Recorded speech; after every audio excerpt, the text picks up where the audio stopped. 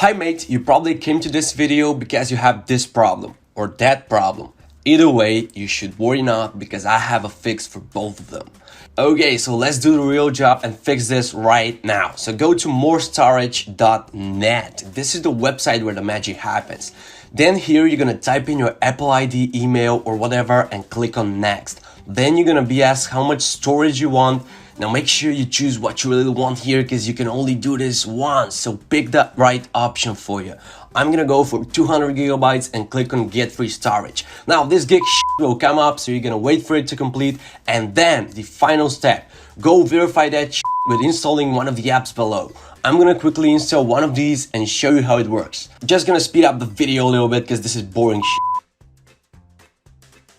Okay mates, I've just installed this app and now let's go to the settings and see. See that? 200 gigabytes of free storage for me. So if you have any trouble doing this or you need any help, please make sure to follow all the steps correctly and hit me up with questions in the comments. If you can't make it yourself, I'm gonna be happy to do it for you. Just leave a comment down below and I'm gonna try to help you. Thank you guys for watching this video and see you next time.